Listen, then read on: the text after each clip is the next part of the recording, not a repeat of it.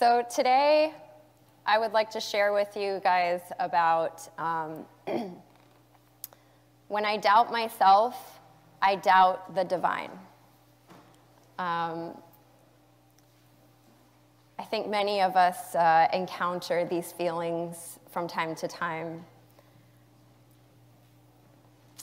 I know a lot of you may look at me here on the stage, and I'm well presented right now, and some of you may think, wow, she's so confident. But me too. I have doubted myself many times. And for me, I think the times I doubt myself the most and the hardest are often about how I'm raising my children.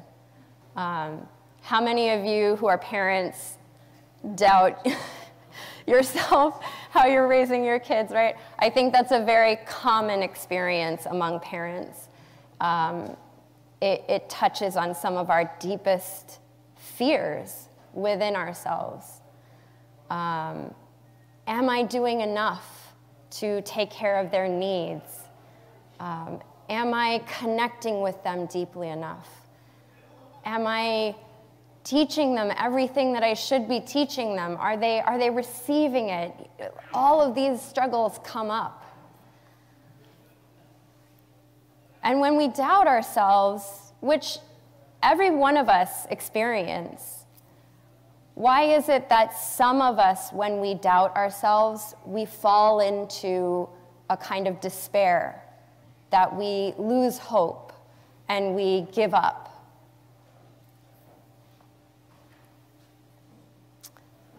So I want to touch a little bit on the source of this doubt, the source of this disconnectedness that we feel within ourselves as we struggle to really know, what should I do? How should I move forward?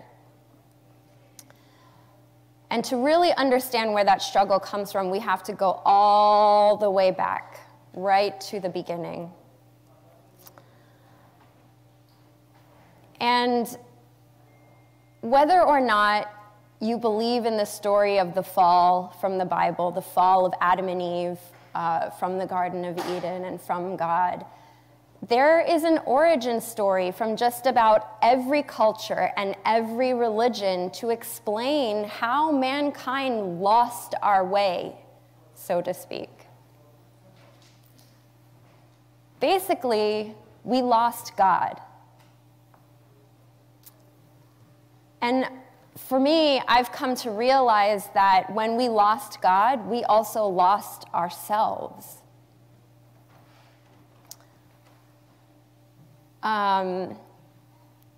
Here in our very, very beautiful unificationist family, I can see us all really striving with all of our heart and effort to walk what we call the course of restoration, right, from divine principle. But in reality, what does that look like? What does that mean to be walking the course of restoration? What does it mean to receive salvation? Like, really receive salvation? Not just like the salvation through my love and belief in Jesus Christ. Because although we feel saved, it doesn't preclude me from sinning again, right? And get ready to feel a little challenged, everyone. Even through the holy marriage blessing ceremony that we offer to others as a way of salvation, to find God and a deeper understanding, even that too, because I myself am blessed in marriage and have a blessed family, and yet I still find myself acting out against my husband and against my children and doing things that make me feel deeply ashamed. You know, just as an example, like recently my kids at dinner time, they've all been trying to like clamor for my attention at the same time. So it's been 4 different voices of Amma, Amma, Amma, Amma, Amma, Amma, all these questions, all talking at me at the same time at the end of the day when I'm already tired because all the work, and then I just finished cooking and then putting it on the table and everybody, Amma, Amma, Amma. And I'm like, everybody be quiet. Like, just, I mean, and when I'm really at my wit's end, it's like, shut up. I need a minute. I need a minute to like breathe, to eat something, right? But to see the hurt in my children's eyes when I say that, I feel embarrassed. Like, I can't take 1 minute to just hear them out. What's wrong with me, right? I feel ashamed. Oh, sorry.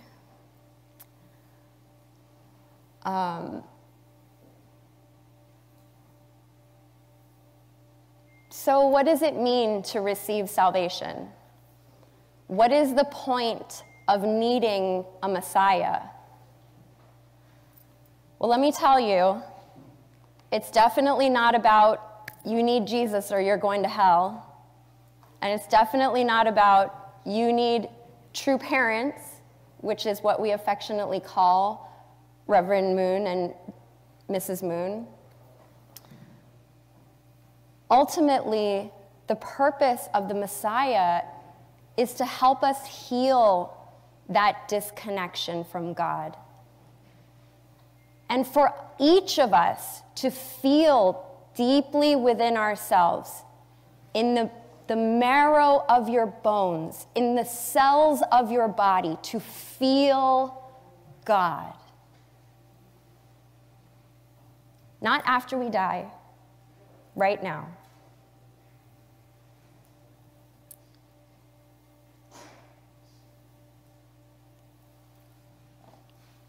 And it's not always this kind of concept of a spiritual relationship with God that sometimes we think of, like, oh, I'll hear God all the time in my head or in my ears and in my heart. Yes, but no. It's not as simple as that because we're not quite there yet, right?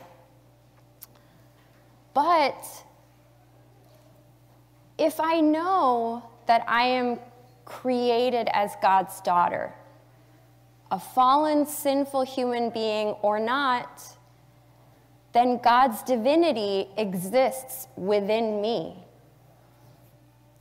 I am valuable because I come from God.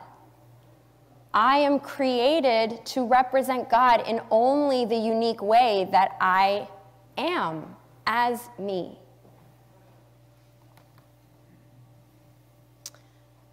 God is not some distant being that loves me as an unworthy creature.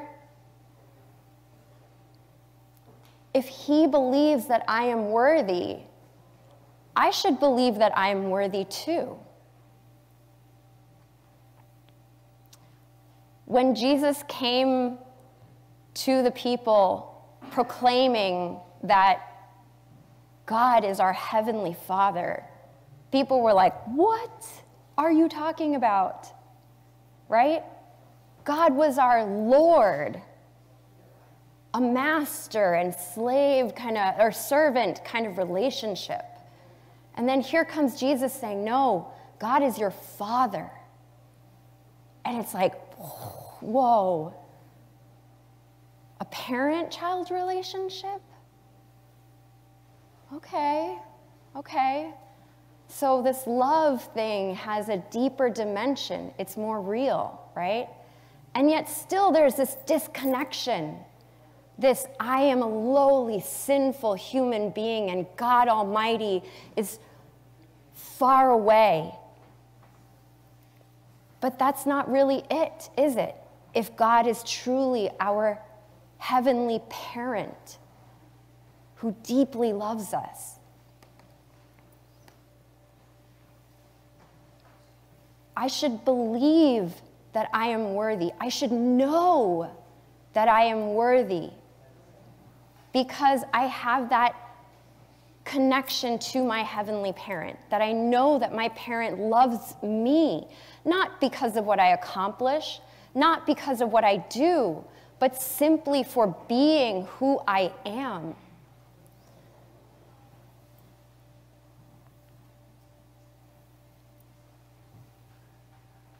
All of us have that ability to know God in that way within ourselves.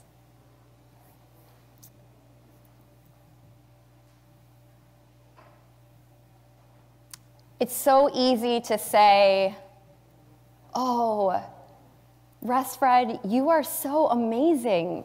You're like really talented and you can do all of these things. Carol, you are so amazing because of the work that you do, like getting to know, all of the like top officials and working so closely serving the town of Nutley. That's amazing. But me, no, I'm not special. I'm nothing. I haven't accomplished anything. You're a beautiful child of God. Yes, thank you.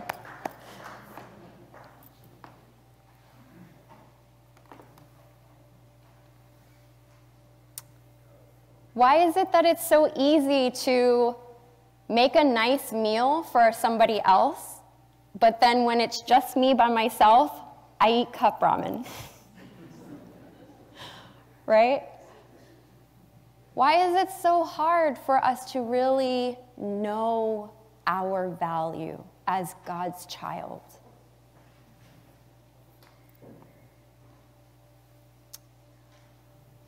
For me, I believe that as a community, we've mislabeled what fallen nature really is, and that we mistake it for our character flaws. In the divine principle, there are 4 fallen natures, but I'm just going to touch on the one that I feel like is really, this point speaks to me, and it's failure to see from God's viewpoint. That I'm not looking at myself with God's eyes, with my parents' loving eyes.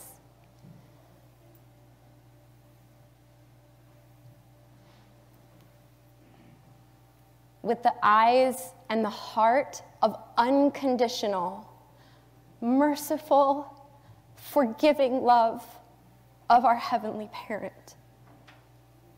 To forgive myself, to truly love myself, embrace myself as I am, the way that God does for each of us. If God is truly our parent, he must look at us with such desperation for us to live well. I look at my kids and I don't think that I want them to be exact copies of myself. I want them to be their fullest, truest self, the most authentic. I want them to live with confidence in who they are. Not to be swayed by other people or influenced because they lack the self-confidence. I want them to be confident in themselves. But the hard truth is that in order for them to live that kind of life, I have to model that for them. By not giving them an example of what it looks like to love myself the way that God loves me, how can I expect them to know how to do that themselves? I can't just tell them, right? Kids know, even my 3-year-old.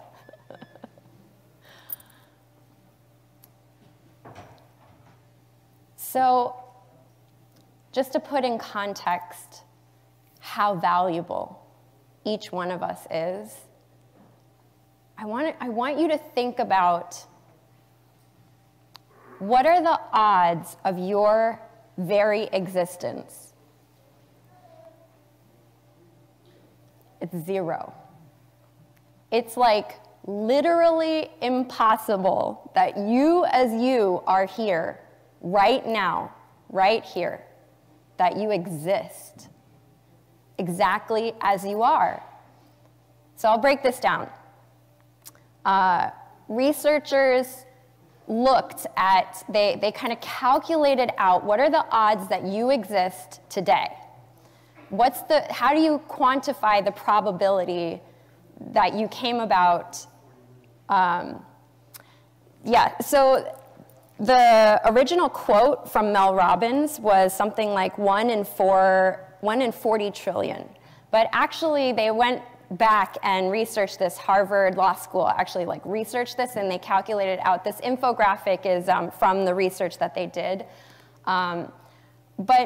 Okay, so just to start it off, let's start small. What's the probability of your dad meeting your mom? Though the world was smaller 20 years ago, your dad could have met almost any of 200 million women, right?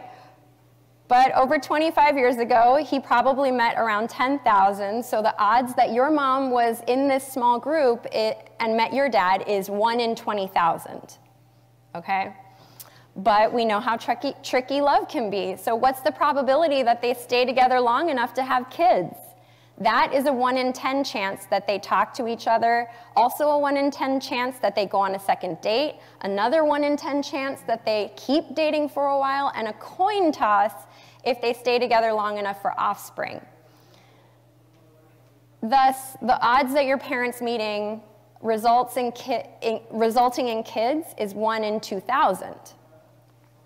So far, the combination of the odds makes it 1 in about 40 million, and that's roughly about the size of the population of California, okay?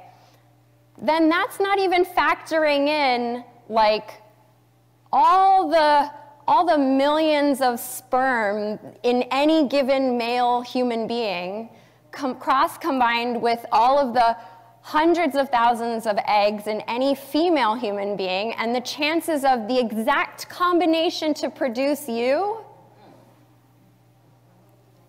So it goes down, and basically the number comes out to 1 in 10 with 2,685,000 zeros behind the 10.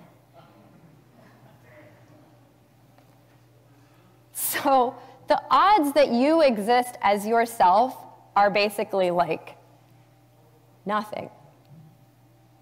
You are a walking miracle. If that is not the hand of God that you exist as yourself, I don't know what is. And even more than that, He created each of us exactly as we are, with our character flaws, with our strengths, with our weaknesses, in this exact combination, because only we can represent that unique aspect of God's character the way that He made us.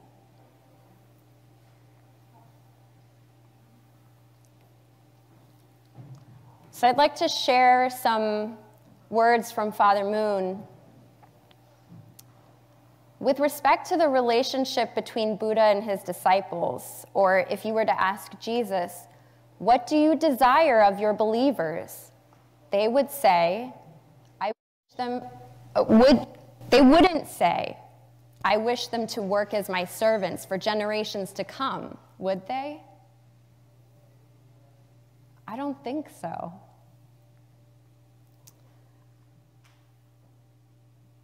Christian ministers in prayer say that they are servants of God, but why do they offer such prayers? Are they satisfied only to be servants of God? Above the servant are the adopted son, the stepson, and the son of direct lineage. Since you recognize 3 stages through which to climb from being a servant to being his son or daughter, all other things being equal, wouldn't you just want to establish yourself as his son or daughter? Why would you opt for being his servant? So the purpose, the need for a Messiah, for me, is to learn to feel God to the degree that Jesus, that Father and Mother Moon, felt God in their very essence, within their core.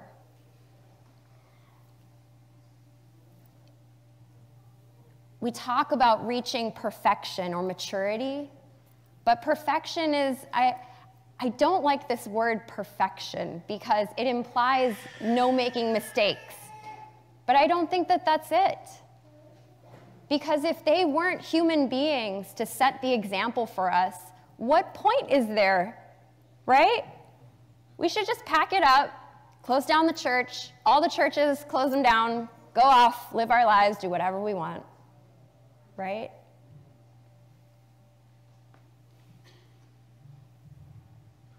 To me, perfection is,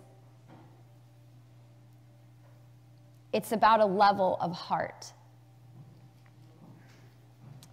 Even all of the neuroscience that you look at coming out today, the research says that you cannot live without making mistakes. It's impossible. And actually, when you lean into the mistakes, when you learn from them, when you grow, you actually develop, you mature, you become a better person. So it's not avoiding making mistakes. It's this level of heart, of feeling the presence of God. The Messiah exists to open the door and give us all the tools that we need to make our way and join them in living fully in the experience of God's love. In Matthew 22, 36 through 40, one of Jesus' followers asks, "Teacher, which is the greatest commandment in the law?" And Jesus replies, "Love the Lord your God with all your heart and with all your soul and all your mind.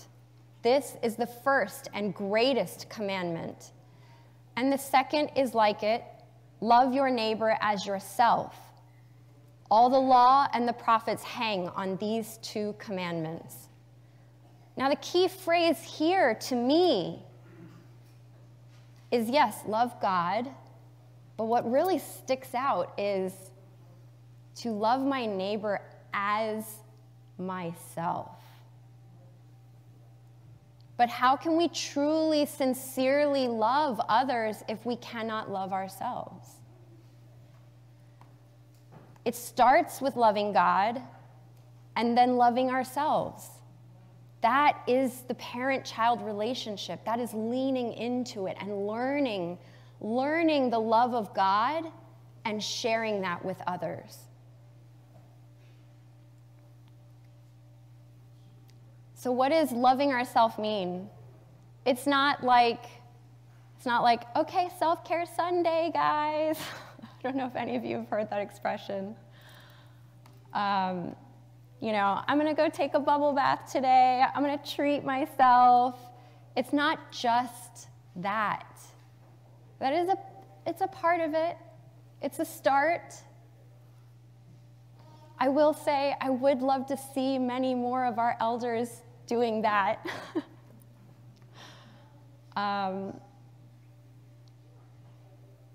But it's really looking at myself with love, that I am the expression of God.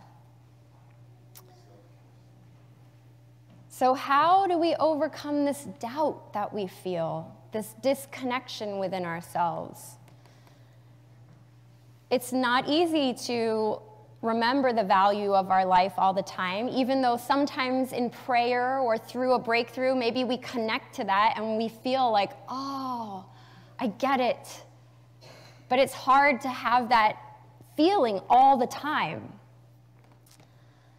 So how do we digest our self-doubt? Not push it aside or avoid it or pretend that it isn't there. How do we digest it? What is doubt? Really, doubt is insecurity. And where does insecurity come from? Any guesses? Don't all shout out at once. Sorry? Your insecurity comes from your object partner? Yes, insecurity, yes. Where does insecurity come from? Lack of love? Not knowing who we are. Any other? Yeah, I mean, it is those things also, and it's also fear. The research, sorry? The research shows, and I'm sure some of you may know this even from your own personal experiences, that you fight fear with gratitude. Just as Pastor Naokimi shared with us in last week's sermon, right? When we are grateful, truly, truly grateful, not enough, the fear of scarcity, of the unknown, becomes more than enough. A lot of fear and anxiety that we have in today's world is driven from a scarcity mindset. How many of you wake up in the morning and the first thing you think is, I don't have enough time? Did I even get enough sleep? I didn't get enough sleep. Everything is not, I don't have enough clothes to wear. Like, I don't have enough money for all of this gas, these gas price hikes. Everything is not enough, right? The fear drives us much more than we even realize.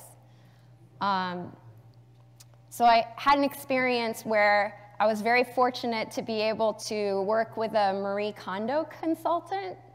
Have you heard of Marie Kondo? Yeah, the Spark Joy lady. If you haven't, I totally recommend her Netflix show. She's just the cutest little person. But she teaches people how to get rid of clutter and to really kind of narrow down what's in your life, only the things that really connect with you and spark joy, right? And part of the process is, so the consultant came over to my house and she's like, how do you feel about all of your things? And I was like, I literally feel oppressed by my children's toys. Like, just, I can't take it anymore. And so she was like, okay, let's work through the process. And the first stage, she does it by category. It's not by room in your house. So first category is clothes, your clothes. So I have to take all the clothes from my house, from storage, from the basement, from the laundry, from the car, like any piece of clothing, everything has to be collected, and I have to put it in a pile on my bed. And then I have to look at this pile of clothes, and she says, how do you feel looking at this pile of clothes? And I was like, embarrassed, because I have a lot more clothes than I actually thought that I did. And yet here I am complaining that I never have anything to wear. And then you go through this process of picking up each item, and you start with the thing that you know you love this thing. You know you put it on and it makes you feel amazing. And that's your baseline of joy. So if you're ever not sure, you go back to that clothing item and you pick it up and you hold it. Okay, that's what the joy feels like. Does this compare, right? And this simple act of touching each item and going through everything, and I purged like 10 garbage bags of clothes and things and just giving them away, letting them go gratefully. That's another part of her process. It's not just like chuck it all out and get rid of it. It's like, no, thank you for teaching me what I don't like, or thank you that I loved this piece of clothing and it made me feel amazing, but it's not that season of my life anymore. And letting everything go gratefully. And at the end of it, I was like kind of scared, like, am I gonna have enough clothes to wear stuff, like actually wear things? And I think we cut it down to maybe like a quarter of my actual, like the quantity of all the clothes that I had. And yet, I was so shocked that having less made me more creative with my clothes. I wasn't just reaching for jeans and a t-shirt because it's convenient and comfortable.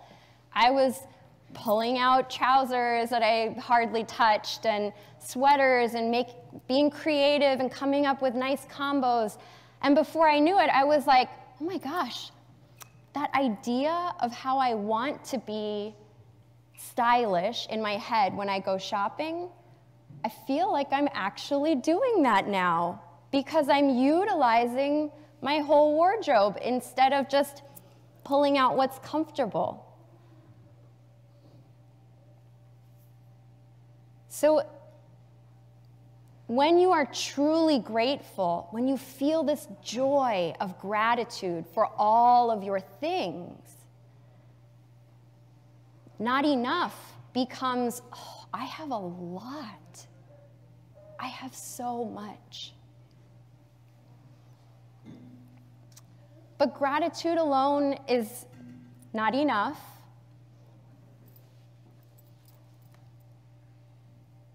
It's not enough to keep the doubt at bay all the time, right? It still creeps back in.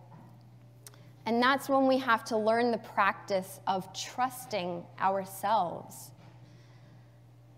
That means that when the fear comes up, we must be brave enough to face our fears and learn from them in order to digest them. We must become honest and curious about ourselves. That's why it's so crucial that we're able to understand our emotions. That we trust that God is speaking to me through what I'm feeling. Whether that's my intuition, my emotions, my thoughts, that God is trying to teach me something. Instead of just thinking, well, that's just how I feel, and maybe avoiding how I feel sometimes.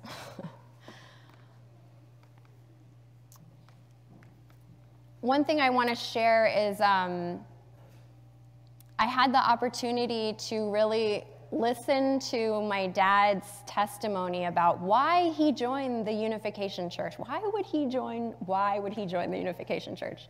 For those of you who know about my podcast, this is a question I'm a little bit obsessed with. Why would anyone join the Unification Church, right? But what my father shared was that growing up as a Catholic, there was always this concept that you can never truly know God. He is just beyond us lowly human beings. And when he heard the divine principle, to hear that God grieved for his children when the fall of man happened, whoa, grief? God feels grief? That's a human emotion, right? And yet, if we are God's children, created in his image, not just symbolic representation, then doesn't it make sense that if we were created with emotion, that God, our heavenly parent, also carries these emotions that we feel as well? Just as a work of art displays the invisible nature of its maker in concrete form, everything in the created universe is a substantial manifestation of some quality of the Creator's invisible divine nature. So to know ourselves is to know the divine nature of God. So we have to build up the courage to dig deep within ourselves and not just like What emotion am I feeling? But where is that emotion coming from? Now, bear with me. Anyone who knows me knows that I love to talk about Brené Brown, Saint Brené, as I like to call her, because her work really led me to the lived experiences of divine principle that it has permanently imprinted on my bones. I cannot live my life any other way now because of this understanding. One of the most important learnings to come out of the research for Atlas of the Heart, her newest book, highly recommend it, please check it out, is how to recognize, name, and talk about my feelings of disconnection. I think we underestimate how much disconnection hurts, and it hurts more than our feelings. It can cause physical pain. Disconnection is often equated with social rejection, social exclusion, and/or social isolation.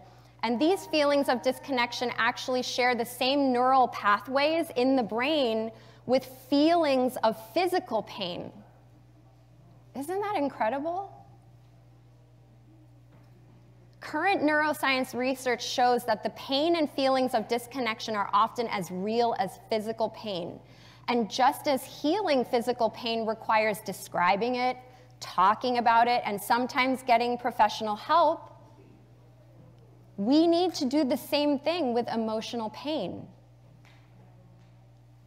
We can't go to the doctor and say, "Doctor, I'm in pain, fix me." Right? The doctor's gonna say, well, how does the pain feel? Where do you feel it? When does it come up? We have to be able to describe the pain. The same is true of our emotional pain. The power of our emotions goes beyond just the physical pain we feel when it happens. The connection between the emotional experience and the physical is inextricably linked. When we experience emotions, especially like extreme emotions, they imprint in our physical body. We have a response. Have you ever thought about what joy feels like inside of your physical body? Not really, right? We just kind of like, yeah, just joy. But if you take a moment to close your eyes and think of something that really brings you joy, and observe the sensations happening in your body, you might feel it in your stomach. You might feel it in your heart. You might feel it like tingling going up your back. Every person has a different experience of each emotion. And when we are repeatedly hurt as children, whether that's through something extreme, such as abuse, or something even quieter but no less dangerous, like being ignored by our parents, the emotional and physical experiences develop a kind of muscle memory. They embed within our physical body. Anybody who's read Bessel van der Kolk, who's one of the leading experts in trauma theory. Like a month ago, I was having a conversation with an elder. I can't even remember who it was, but they said something along the lines of like, yeah, but when Satan attacks, you have to fight back. And I felt like, ugh, fight. I'm so over fighting. And it kind of hit me like, no, Satan is my brother. Lucifer, Satan is Lucifer, right? The archangel. That's our understanding from the biblical story of the fall. But who was Lucifer at the time of the fall? Why did he tempt Eve? I think some of us may be familiar with the story that he felt jealous of God's children. Here are God's children getting all of his direct love. And here I am. I've been here all this time, and what am I getting? But how many of us can say that we have not felt that same jealousy and envy in our hearts? That we have not struggled with that same feeling of, why not me? Why don't you love me? Am I doing something wrong? Am I bad? Why don't you love me too? Why don't you give me your attention? Why can't I have your time?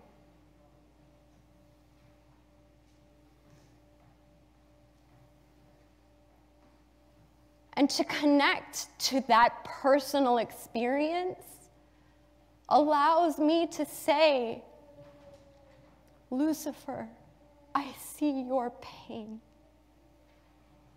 I see your pain.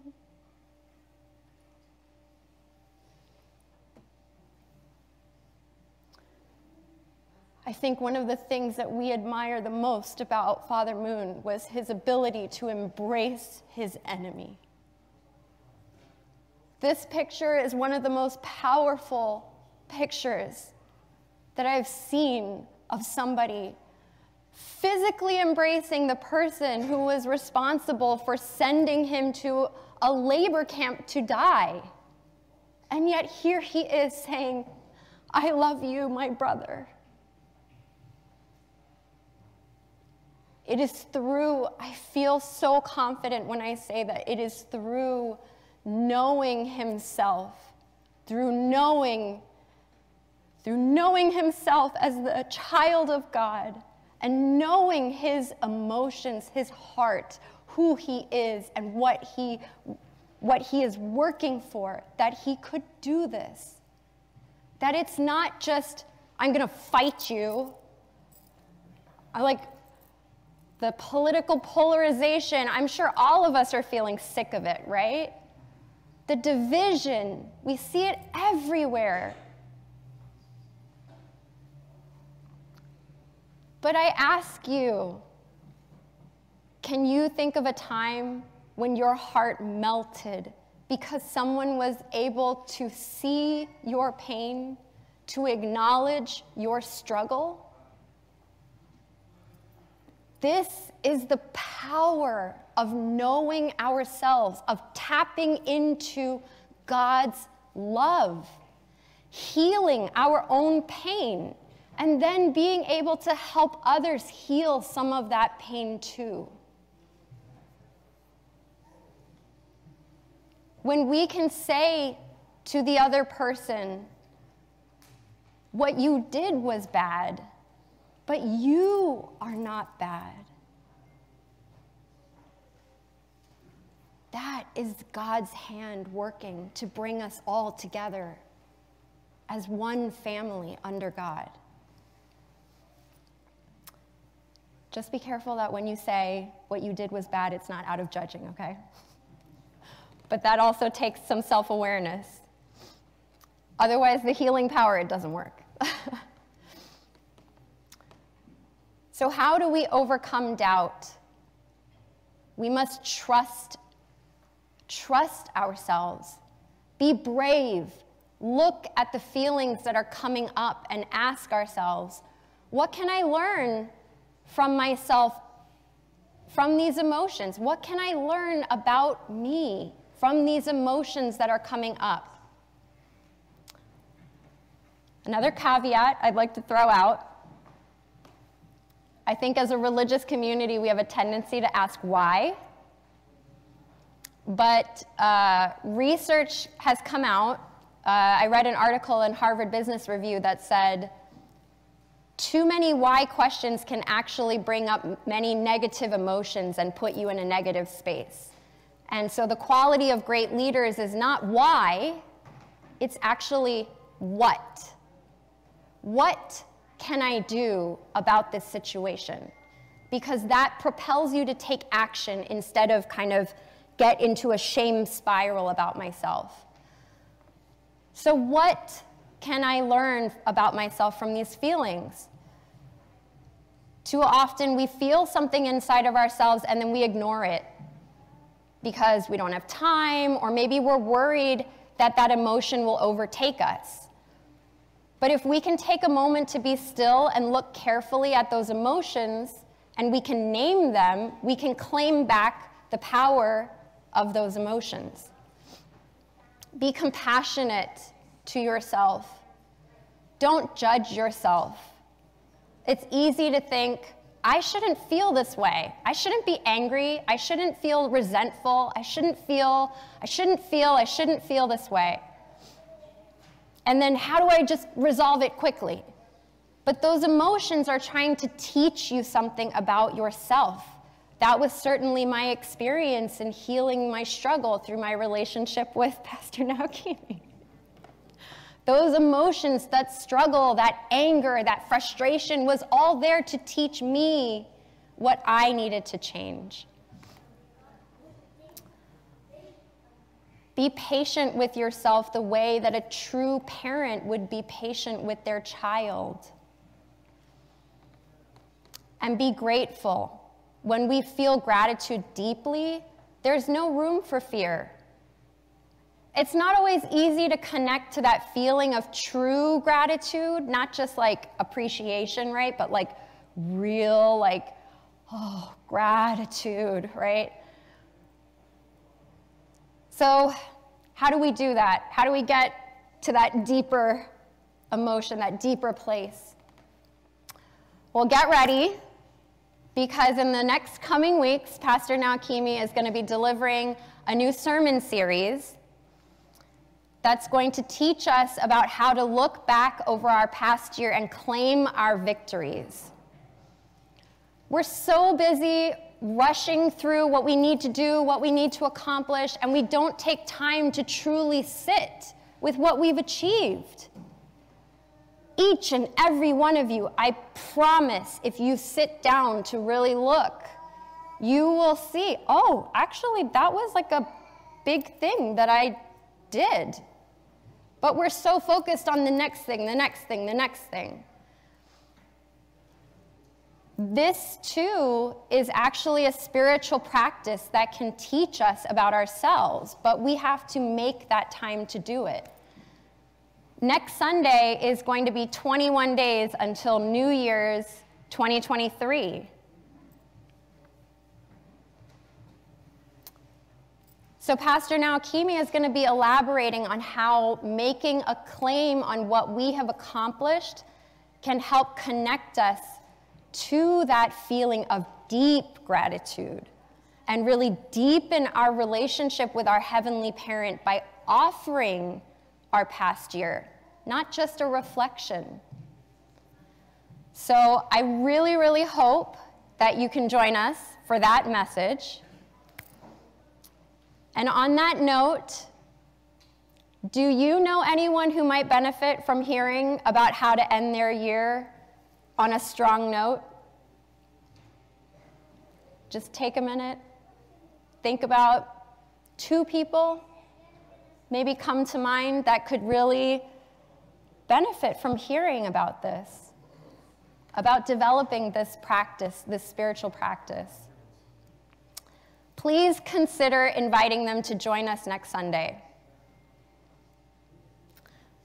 Thank you, and let's continue to grow in the love of God and invite others to join us.